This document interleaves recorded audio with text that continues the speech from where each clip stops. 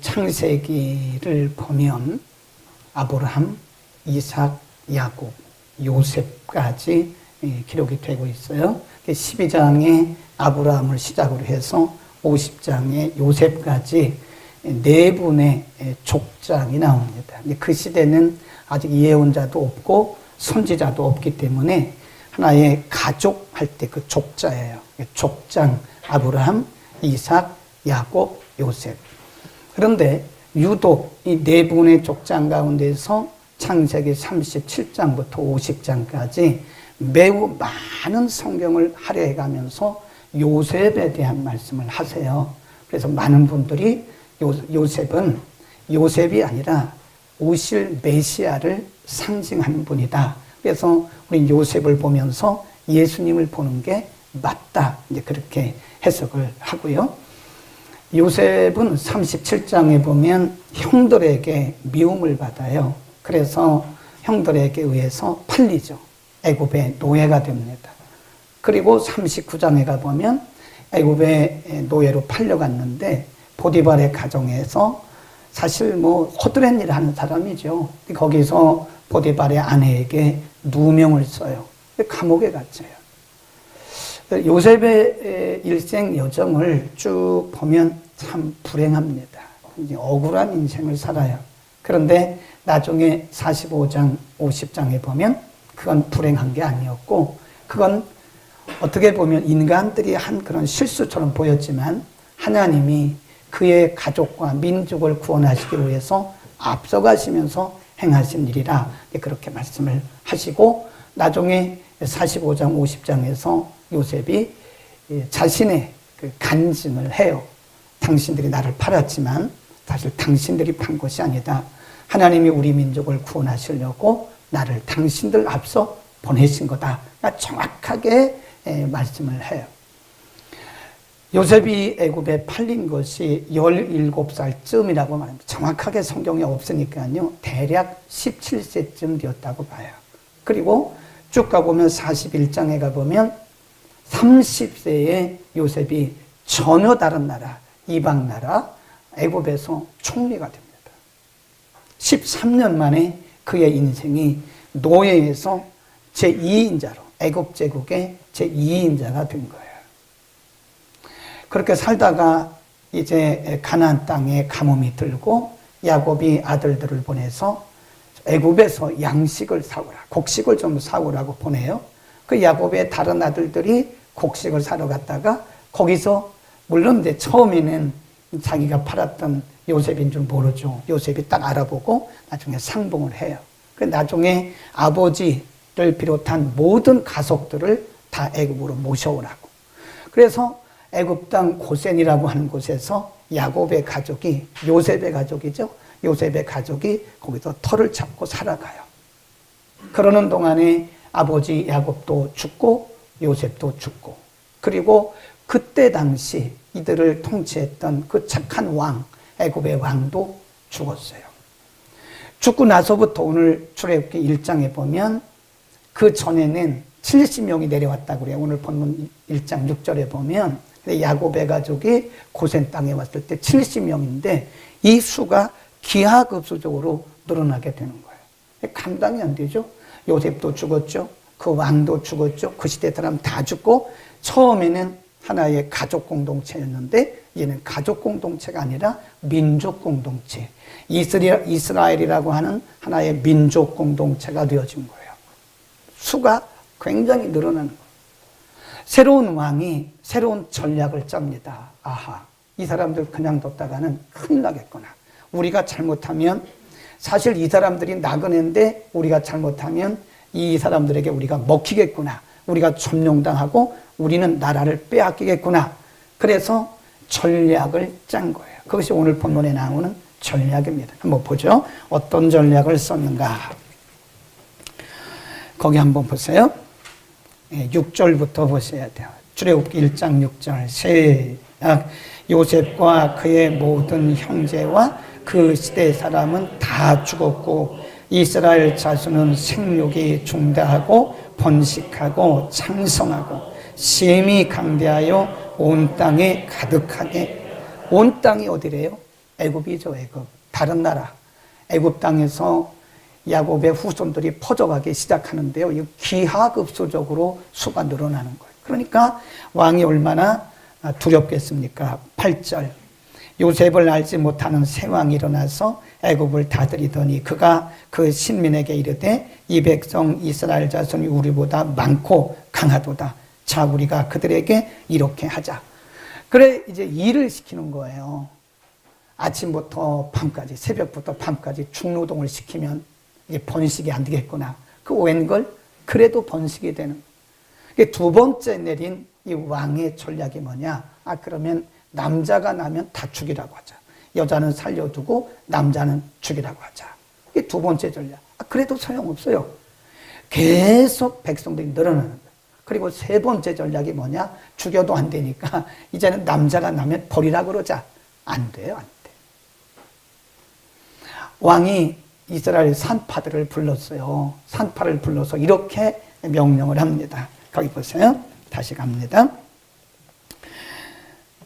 10 쭉 내려가다가 15절 시작. 애굽 왕이 히브리 산파 십부라라 하는 자와 부하라 하는 자에게 일러 가로되 너희는 히브리 여인을 위하여 조선할 때에 살펴서 남자여든 죽이고 여자여든 그는 살게 두라. 그러나 산파들이 하나님을 두려워하여 애굽 왕의 명을 어기고 남자를 살렸다. 그러니까 이 산파들이 왕의 명령이 뭔데 얼마나 무서운 명령인데 그 명령을 어기고요. 하나님을 경외하는 여인들이기 때문에 남자아이들을 낳아도 안 죽여요. 그 결과 어떤 일이 있었나 거기 보세요. 왕의 명령을 거스리고 하나님의 뜻을 따른 20절 이 산파들에게 어떤 일이 있었나 시작. 하나님이 그 산파들에게 은혜를 베푸시니라. 백성은 생육이 번성하고 심히 강대하여 산파는 하나님을 경외하였으므로 하나님이 그들의 집을 왕성케 하셨다. 예. 거기 19절에 18절 19절에 보면 왕이 산파들을 불러요. 여보시오. 내가 분명히 당신들에게 명령하기를 남자가 나면 다 죽이라고 하지 않았어? 그러니까 거기 19절에 산파들이 물론 그렇습니다만 우리가 인력으로 이거 제한할 수 없었습니다. 네. 왕에게 도리어 말을 하는 이 산파들의 가정에 그리고 그 가문에 하나님께서 큰 은혜를 주셨어요. 그것이 오늘 우리가 상고하려고 하는 말씀인데 하나님께서 이 산파들의 가정에 그 자손들에게 복을 주신 이 사건을 통해서 성경이 우리에게 말씀하시려고 하는 중요한 메시지가 있어요. 그게 뭐냐? 하나는 하나님의 백성은 하나님이 돌보신다는 거예요. 아멘. 애굽의 새로운 왕이 요셉 다음으로 등한 그 새로운 왕이 얼마나 두려웠으면 세 가지 전략을 짰다니까요. 중노동을 시키고 남자를 죽이고 아무리 그래도 이 사람들은 점점 수가 늘어나는 거예요. 아무리 남자들을 죽여도 점점 이스라엘 백성들은 수가 점점 늘어나는, 점점 중다하고 강해지고 그러는 거예요. 그러니까 어쩔 수가 없는 거예요. 그것은 산파들의 공로도 아니고 하나님께서 지금 이방 땅에 살고 있는 하나의 민족 공동체, 거룩한 하나님의 공동체, 백성 공동체잖아요. 하나님의 거룩한 민족 공동체를 이루고 있는 이스라엘 백성들을 하나님이 어떻게 은혜의 보자기로 감싸고 있는가를 보여주신 겁니다. 어떤 왕이 어떤 명령을 내려도 이스라엘 백성들의 번성을 막을 길이 없어요. 왜 그렇죠? 하나님이 그들과 함께 하시기 때문에 그런 겁니다. 아멘. 거기 또 보세요. 쭉 보면 이들은 점점 수가 점점 늘어나요. 쭉 한번 보세요. 아무리 그래도 수가 점점 늘어납니다. 그들이 말하기를 이렇게 말합니다. 20절에 보면 하나님이 그 산파들에게 은혜를 베푸니라. 누구는? 백성은 그러잖아요. 백성들은 생육이 번성하고 심히 강대했다. 이게 초점이에요. 우리가 주목할 부분이 그 부분입니다. 백성은 그 부분입니다.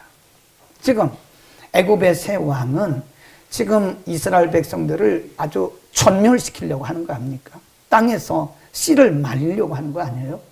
그건 애굽 왕의 생각이고 그것은 애굽 왕의 전략이고 그 전략과 하나님과는 상관이 없어요. 아무리 사람이 그런 전략을 세워서 이스라엘 백성들을 땅에서 멸절하려고 아주 소멸시키려고 해도 그것은 하나님의 역사는 막을 길이 없는 거다. 그래서 하나님은 하나님의 백성들을 어디서나 보호하고 계신다는. 그래서 우리의 믿음으로 우리가 보호받는 게 아닙니다. 엄밀히 말하면 우리가 기도 많이 하고 믿음으로 막 이래서 하나님이 우리를 보호하는 것 같은데 그게 아니고 우리는 하나님과의 관계가요. 계약관계예요. 계약관계. 이 계약은 누구도 끊을 수가 없어요. 이거 카버넌트라고 그랬잖아요. 카버넌트. 이 컨트랙트 이거 아닙니다. A와 B가 하는 갑과 을이 맺는 계약은 컨트랙트래요. 이게 수직적인 관계에서 이 불강력적인 관계에서 하는 계약은 카버넌트라고 합니다. 우리는 하나님과의 관계가 계약관계예요. 계약관계. 우리가 실수하고 우리가 부족하다고 해서 하나님 우리를 던져버리지 않습니다. 이 계약은요 절대 파괴가 안 돼요. 아멘. 우리와 하나님과의 관계는 계약관계입니다. 내가 믿음이 좋고 막 기도만 해서 하나님은 나에게 은혜를 주시는 게 아니에요. 물론 그것도 있긴 하죠. 그러나 그보다 더 중요한 게 이것을 수천 배 수만 배 뛰어넘는 하나님의 크고 위대하신 사랑이 우리를 덮으시는 그게 하나님의 은혜의 싸게 하나님의 생명 싸게인 것을 믿기를 바랍니다. 하나님 우리를 그렇게 덮어주시는 거예요. 우리 한번 봅시다. 이사야서 이렇게 말씀을 하세요. 그래서 이사야서 우리 잘 아는 말씀 42장 41장 10절입니다. 구약성경이죠. 구약성경 1014면 전후에 하나님이 선포해요. 계약을 맺으신 계약의 하나님이 계약관계에 있는 우리들에게 하신 말씀 선언입니다. 선언 10절 시작. 두려워 말라 내가 너와 함께함이니라. 놀라지 말라 나는 내 하나님이 됨이니라. 내가 너를 굳세게 하리라. 참으로 너를 의로운 두리라. 참으로 나의 의로운 오른손으로 너를 붙들리라. 두 가지 중요한 말씀이 있는데 하나는 거기 보면 두려워 말라. 이유가 뭐냐? 내가 너와 함께한다. 어딜 가든지 무슨 일을 하든지 어떤 상황과 어떤 조건에 있든지 하나님 말씀하시길 두려워하지 마. 왜? 내가 너와 함께하는 거야. 네. 내가 너와 함께하기 때문이야. 너는 두려워하지 마. 그리고 또 뭐라고 해요? 놀라지 마. 놀란단 말은 우리가 충격받고 절망하는 것을 의미하죠. 어떤 위기를 만나면 우리는 충격받잖아요. 절망하잖아요. 낙심하잖아요. 좌절하잖아요. 우왕좌왕하잖아요. 하나님 말씀하기를 놀라지 마. 왜 그랬죠? 나의 의로운 오른손으로 능력의 손으로 내가 너를 붙들고 있어. 이 계약이란 말은 내가 너를 붙든다 그런 뜻이에요. 내가 너를 붙들고 있어. 놀라지도 마. 두려워하지도 마. 그런 겁니다.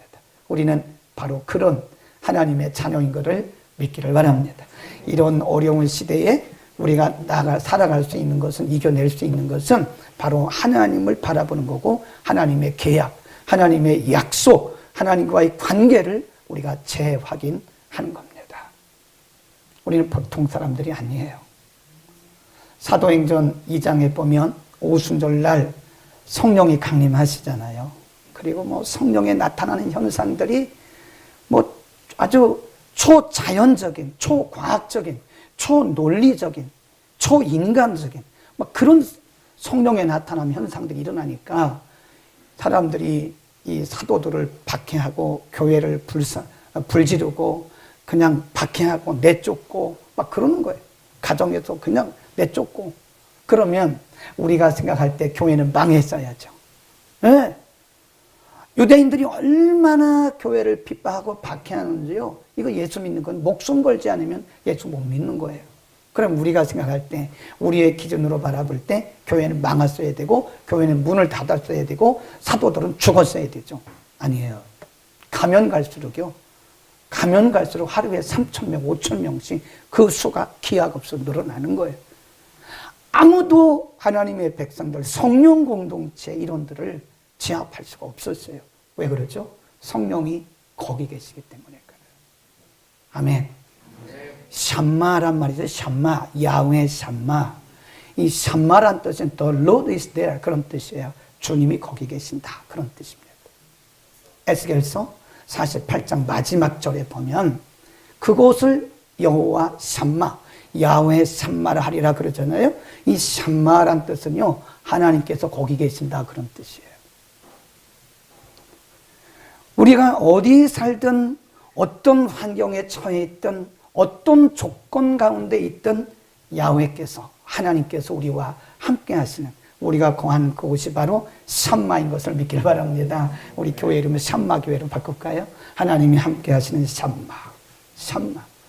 여러분의 가정이 샴마입니다. 야훼 샴마예요. 하나님이 거기 계시는 거예요. 누가 있기 때문에? 우리가 있기 때문에. 하나님이 계시기 때문에 우리가 있는 것이고, 우리가 있는 그곳에 하나님이 샴마로 함께 하시는 거예요. 우리는 보통 사람들이 아닙니다. 우리의 정체성을 다시 회복하시기를 축복합니다. 그 다음에 오늘 본문이 우리에게 가르쳐주는 말씀은요, 분명히 이 애굽의 새 왕이 그 산파들에게 분명히 명령했어요. 조산원이에요, 조산원. 그러니까 이제 히브리 여인들이 아이를 낳을 때 이제 그 출산을 돕는 조산원입니다, 산파가. 분명히 명령하기를 이렇게 보다가 여자가 나면 그냥 살려두고 남자가 나면 다 죽이세요. 얼마나 악랄합니까? 막 태어나고 있는 아이를 죽이라는 거 아닙니까? 이미 태어났거나 태어나고 있는 아이를 그냥 죽이라는 거 아니에요? 얼마나 악랄해요. 네. 그런데 이 산파들이 왕보다 하나님을 더 두려워한 거예요. 이게 중요한 거예요. 분명히 왕의 명령을 거스르면 왕에게 큰 책망과 함께 엄벌에 처할 걸 알았어요. 그럼에도 불구하고 하나님을 더 두려워한 거예요. 하나님을 경외했어요. 그러니까 하나님이 이들에게 은혜를 주셨다고 2번 나오잖아요. 산파에게만 은혜를 주신 것이 아니라 그의 가족들에게, 하우스홀드, 그들의 가족들에게 다 대대로 복을 주신 거예요. 우리에게 뭘 말씀하느냐? 하나님은요, 지금도 하나님 편에 서는 자를 축복하십니다. 아멘. 반드시 보상해 주세요. 반드시. 세상 권력이 무서워서 세상 권력에 아부하면 여러분 그 생명 끝납니다. 우리는 진리를 따라 살아가야 되는데 사람이 무섭고 권세가 무섭고 우리가 받는 경제적인 제재가 무서워서 진리를 외면하고 살면 얼마 있다 망합니다. 얼마 있다 망해요. 그게 사는 길까지만 얼마 있다 망합니다. 그러나 반대로 내가 경제적인 손해를 감수하고 사회적으로 내가 어떤 손해를 감수하고 어쩌면 내 인생에 있어서 정말 큰 손해가 있을 것을 감수하고 하나님 편에 서고 진리 편에 서고 예배 편에 서고 하나님 중심으로 살아가면 하나님 반드시 복을 주십니다. 아멘. 해서 우리에게 뭘 말씀해 주냐면 사람을 무서워하지 않고 하나님을 경외해서 진리 편에 서는 자, 하나님 편에 서는 자, 하나님 중심으로 사는 자, 하나님을 두려워하는 자는 망할 것 같지만 안 망해요. 예수님 뭐라 그랬죠? 살고자 하는 자는 죽어요. 그러나 죽고자 하면 삽니다. 우리 진리 편에 설 수 있기를 축원합니다. 일시적으로 당하는 그런 어려움 때문에 진리를 팔면 안 돼요. 일시적으로 당하는 그런 손해 때문에 사람들에게 받는 그런 조롱 때문에 핍박 때문에 우리의 믿음의 중심을 지키지 못하고 우리가 비겁하게 살면 우리는 영원한 오점을 남기는 사람들이에요. 어떤 경우에도 우리는 진리 편에 서시기를 바랍니다. 말씀 편에 서야 돼요. 하나님은 죽음을 각오하고 내가 손해볼 것을 각오하고 사람들에게 조롱받고 사람들에게 멸시받을 것을 각오하고 하나님 편에 서고 말씀 편에 설면 하나님 반드시 우리의 손을 들어주세요. 그걸 뭐라 그래요? 판정승. 하나님이 판정승을 주십니다. 여러분 생각해 보세요. 우리가 이 땅에 뭐 말년을 삽니까? 천년을 삽니까? 100년을 살더라고, 100년. 근데 100년 살면 그거 뭐 별로 의미는 없는 것 같아요. 천국 갈 날만 기다리고 있는 거죠. 어차피 우리는 짧은 인생을 살아가는 하나님의 백성들이라고요. 진리로 우리를 사줬다 그랬잖아요. 그리스도의 보혈로 우리를 사줬다 그랬잖아요. 얼마나 고귀한, 얼마나 값진 믿음을 우리에게 주시고 하나님의 자녀의 권세를 주셨는데 일시적으로 누리는 세상의 명예, 권력 이런 것들 때문에 하나님을 부인할 수 없잖아요. 말씀을 멀리할 수 없잖아요. 모른 척 할 수 없잖아요. 아멘. 우리 하나님의 편에 설 수 있기를 바랍니다. 진리 편에 서야 돼. 하나님 편에 살면, 하나님 편에 서면, 말씀 편에 서면 반드시 하나님 보장해 주세요. 보상 안 해주셔도 괜찮아요. 그건 당연히 우리가 해야 할 일인 거예요. 여러분 주변에 아무리 친한 친구라도요, 진리 편에 서지 않는 사람은요, 너무 가까이 하지 마세요. 괜히 여러분 그나마 있는 그 믿음까지 잘못하면요, 그나마 그것도 떠나가요. 잘못하면. 우리가 정말 두려워하고 정말 아끼고 우리가 정말 사랑해야 할 사람이 누구냐? 손해를 감수하고 진리 편에 서놨죠. 아멘. 우리 또 성경 찾아봅시다. 마가복음 10장. 마가복음 10장에 보면 예수님이 그런 말씀하셨어요. 29절 30절. 신약 성경 71면 전후에 29, 30 시작.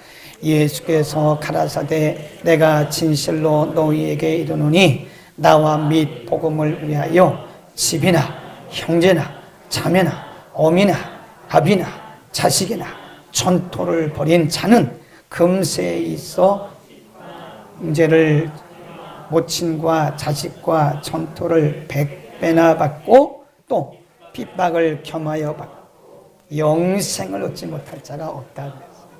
네. 하나님이 다 갚아주신다는 거죠. 안 갚아주셔도 하나님께서 영생의 보장을 해주신다. 그런 말씀입니다.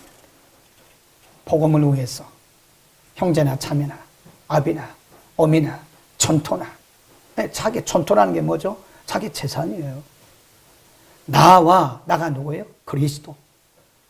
나와 복음을 위해서, 그리스도와 복음을 위해서, 하나님 나라를 위해서, 하나님의 영광을 위해서, 하나님의 말씀대로 살기 위해서, 심지어는 자기 가족도, 심지어는 자기 재산까지도 버리는 자들에게는 하나님께서 반드시 갚아주시는데 100배란 말은요, 히브리 사람들은 100이 최고예요. 100이 최고의 수를 말할 때에서 히브리 민족에게 있어서는 최고로 많은 것을 100 그럽니다. 그러니까 하나님께서 넉넉하게 보상해 주시고 갚아 주신다는 겁니다. 아멘. 우리는 하나님 편에 서시기를 바랍니다. 하나님 보상 안 해주셔도 이미 우리 구원 받았잖아요. 우리 지옥 갈 사람들 아닙니까? 하나님의 자녀 삼으셨는데 그 다른 보상 안 해주셔도 우리는 당연히 말씀 편에 서고 우리는 교회 편에 서야 되는 겁니다. 여러분 친한 친구 중에 말씀 편에 서지 않는 사람은요, 너무 가까이 하지 마세요. 전도에서 끌어오는 거는 괜찮은데 아주 의도적으로 말씀 편에 서지 않는 사람과는 너무 가까이 하지 마세요. 교회 편에 서지 않는 사람하고도 너무 가까이 하지 마세요. 예배 중심으로 살지 않는 사람하고도 너무 가까이 하지 마세요. 그들을 잘 양육하고 돕기는 도와주는데 끌려가면 안 돼요. 그 다음에 이 산파를 하나님께서 축복하시고 그의 가정을 축복하심을 통해서 우리에게 주시려고 하는 하나님의 메시지, 하나님의 의도, 이게 뭐냐? 하나님은요, 하나님의 일은 실패 안 해요. 요셉을 알지 못하는 새로운 왕이 일어나가지고 첫 번째 전략, 두 번째 전략, 세 번째 전략 했잖아요. 세 번째 전략이 뭐죠? 이제 죽여도 안 되니까 버리는 거예요. 버렸는데 나중에 보면 그 모세도 사실 버림받은 사람이잖아요. 바닷가에 갈대밭에 버렸는데 공주가 왔다가 보고 그걸 물에서 건졌잖아요. 그래서 모세예요. 모세란 말이 물에서 건졌다 그런 뜻이에요. 네. 그러니까 아무리 가서 뭐 중노동을 시켜도 안 돼요. 남자를 하면 다 남자를 죽여도 그래도 안 돼요. 또 남자를 강에 갖다 버려도 안 돼요. 뭘 의미하는 거죠? 하나님의 일은 실패하지 않아요. 사람들이 무슨 일을 하도 하나님의 일은 막을 길이 없습니다. 길이 없으신 거예요. 하나님께서 이런저런 사람들을 통해서 여러 가지 일들을 하게 하셨고 결국은 이제 여기까지 오게 된 겁니다. 아멘. 하나님이 하신 거예요. 하나님의 일은 절대 실패하지 않습니다. 인간적으로 보면, 일시적으로 바라보면 하나님의 일이 방해를 받을 수는 있어요. 일시적인 현상입니다. 그러나 하나님의 역사는 근본적으로 실패하지 않습니다. 반드시 하나님은 그분의 계획하셨던, 그분이 의도하셨던, 그분이 목적하셨던 것은 어떤 권세자, 어떤 권력자, 어떤 세력들이 있어도 하나님 반드시 그분의 일을 해나가세요. 그래서 나중에 역사입니다. 기도하겠습니다. 은혜를 베푸시는 거룩하신 아버지, 오늘 히브리 산파들을 통해서 우리가 어떻게 살아야 되는지를 가르쳐 주셨습니다. 능력을 베푸시는 거룩하신 우리 아버지, 우리가 언제나 우리 남은 생에는 진리 편에 서게 하시고 하나님 편에 서게 하여 주옵소서. 사람이나 권세나 자신의 유익 때문에 하나님의 말씀을 외면한 자가 없게 하시고 진리를 멀리하는 자가 없게 하시고 일시적으로 누리는 명예나 부귀 때문에 영화 때문에 하나님을 외면하는 자가 우리 가운데 한 사람이 없도록 하나님께서 특별히 히브리 산파들과 같은 하나님 중심적인 믿음을 우리들에게 허락하여 주옵소서. 예수 그리스도의 이름으로 기도드립니다. 아멘.